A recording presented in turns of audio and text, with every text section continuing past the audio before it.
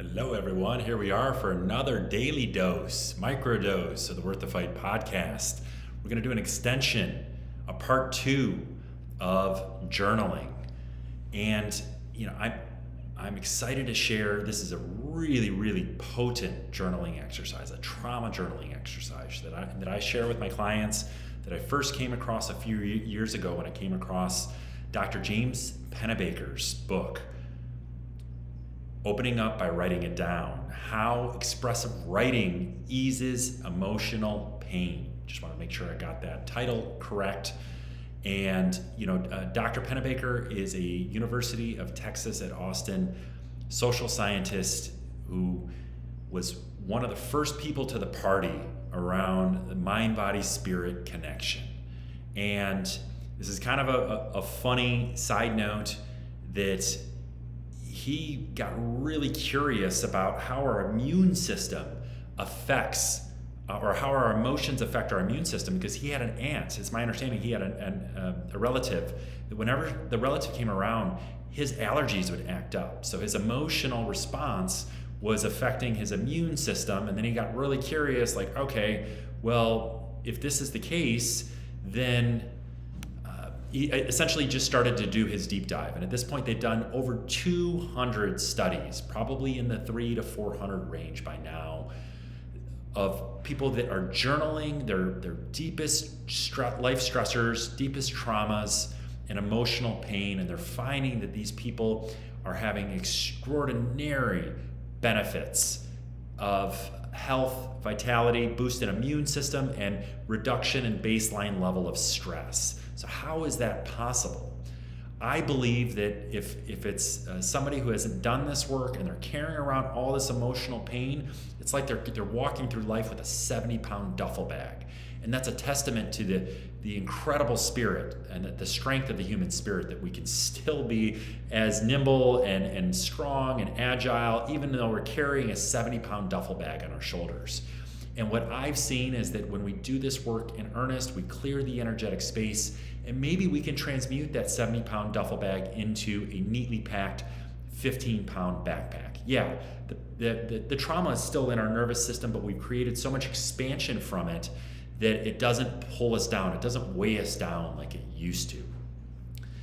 So again, when I first heard about this, I was gripped, because the journaling has meant so much to me. And then when we started talking about the science of truth telling and the science of journaling and how it can benefit our health and our immune system and reduce our baseline level of stress, my ears perked up big time.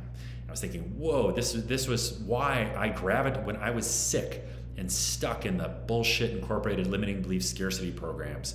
And I was in so much pain and I had all this unprocessed trauma in my nervous system. That I gravitated towards journaling. And this was one of the most potent tools to help me error correct and to cultivate self-awareness. And now I share with you, we're going to bravely bring the light of awareness into the darkness. And I think that's the benefit here of this intense journaling exercise. And this is not going to be for everyone. And I might put a little caveat here. This is probably best to do with a mental health professional or a coach or a therapist or a psychologist that might be able to help you work through this. So if you don't feel like you're supported, you might not want to go there. And I completely understand, no pressure. But if you are willing to proceed, keep listening. Let's bring the light of awareness into the darkness. As you know from listening to the Worth the Fight podcast, that I'm a big believer. I've been beating this drum since 2019. That I believe that the degree to which we lean into the darkness, the pain, the adversity, the trauma in our life is the very same degree to which we can stand and share in love in our light. So the darkness gives us contrast. And so again, so often these thorny memories from childhood they're thorny.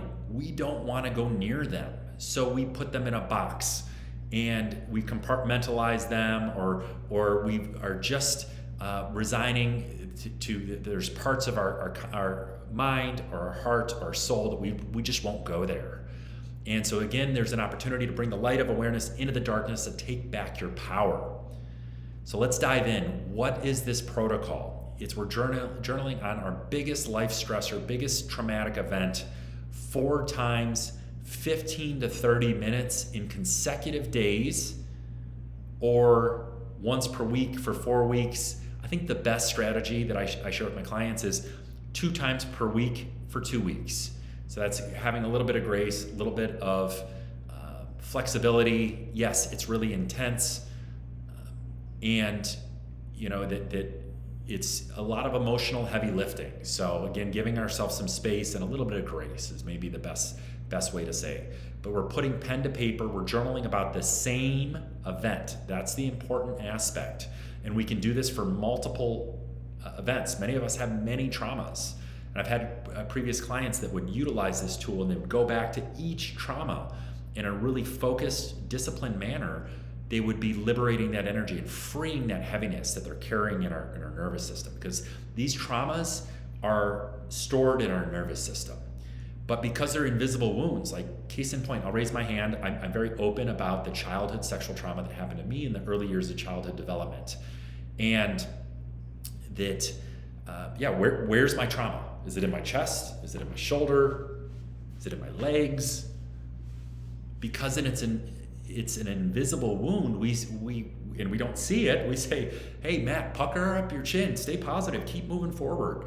We don't really have the proper language or the space or the understanding of how trauma works in our culture, about taking time to really slow down and to feel it and to lean into it and to move through and liberate that energy of trauma to the energy of life. That's Dr. Gabor Mate's directive. He's a world-renowned psychedelic pioneer, and I love that. I think that he captures the essence of this path. I've resonated so much to his work. There's a wonderful documentary called The Wisdom of Trauma. If this is resonant, I highly recommend. It struck a major chord in our culture. I think The Wisdom of Trauma was downloaded 10 million times or 20 million times in 2022 or 2023 when it first came out. So Dr. Gabor Mate has a vision of a trauma-informed world, and he's been working in the most troubled area in Vancouver, the most drug-riddled, addiction prevalent area on planet Earth, I believe. So he's seen a lot of pain, and I'm a little bit of a digression here. We're going to get back to Dr. James Pennebaker and this protocol. 15 to 30 minutes, we're putting pen to paper, journaling on our most traumatic event, feeling it. The people in the university studies, they were noticeably distraught. Many people might have even cried and shed a tear, and really feeling the heaviness. That's okay. We just keep going, pen to paper. We're moving through, not judging what we're writing either. We're just trying to finish the exercise, putting the timer on 20 minutes or 30 minutes. It's about 4 or 5 pages in a journal, and we're journaling about what happened. We're journaling about the facts. The facts of what happened.